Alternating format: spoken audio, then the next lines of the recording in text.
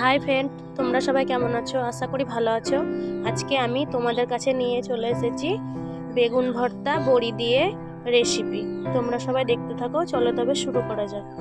প্রথমে বেগুনগুলো ভালো করে ধুয়ে কেটে নিয়েছি।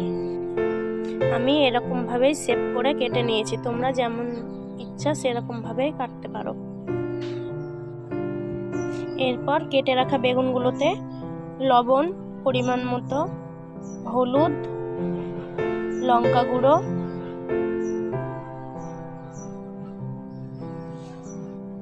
অল্প একটু চিনি দিয়ে ভালো করে মাখিয়ে নেব।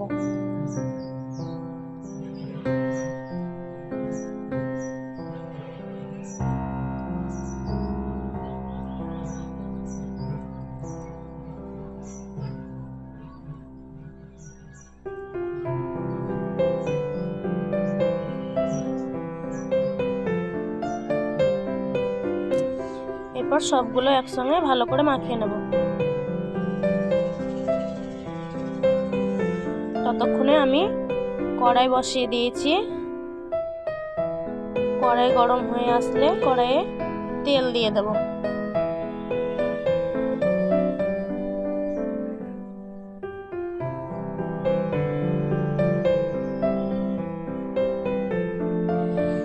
তেলটা ভালো করে নাড়াচাড়া করে নেব। তেল গরম হয়ে এসছে, বেগুনগুলো দিয়ে দেব। ভালো করে উল্টে পাল্টে ভেজে নেব।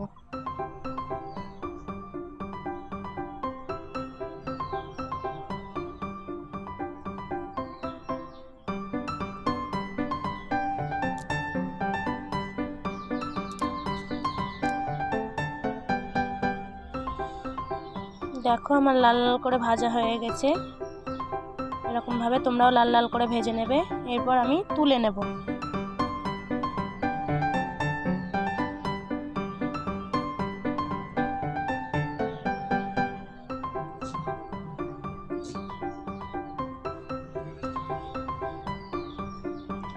এখানে আমি কলাইয়ের ডালের বড়ি নিয়েছি।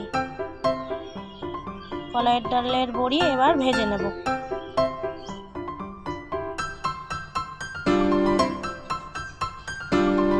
ভাজা হয়ে গেছে, এবার তুলে নেব। দেখো লাল লাল করে ভেজে নিয়েছি। এরপর আমি আগে কুচিয়ে রেখেছিলাম পেঁয়াজ কুচি, লঙ্কা কুচি ভালো করে ভেজে নেব ওই তেলেই।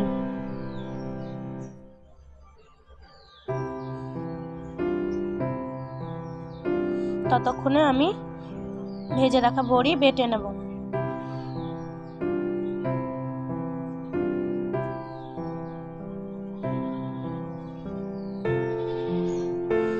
বড়িগুলো যেন দানা দানা হয়ে থাকে।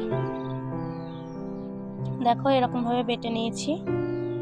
তোমরাও এরকম ভাবে বেটে নেবে।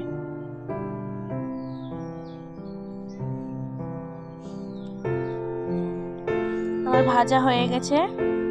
দেখো পেঁয়াজগুলো এরকম ভাবে ভেজে নেবে। এরপর তুলে নেব।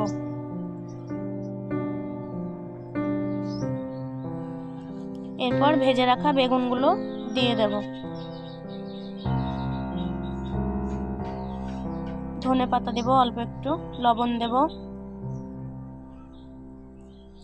ভালো করে মাখিয়ে নেব। আমরা এরকম ভাবে গ্রাম্য পদ্ধতিতে খাই। তোমরাও এরকম ভাবে সবাই তৈরি করে খাবে। আশা করি ভালো লাগবে। ভালো লাগলে লাইক, কমেন্ট, শেয়ার করবে। এটা গরম গরম ভাত দিয়ে, রুটি দিয়ে খেতে পারো, খুবই টেস্টি লাগে। ভালো করে মাখানো হয়ে গেছে আমার।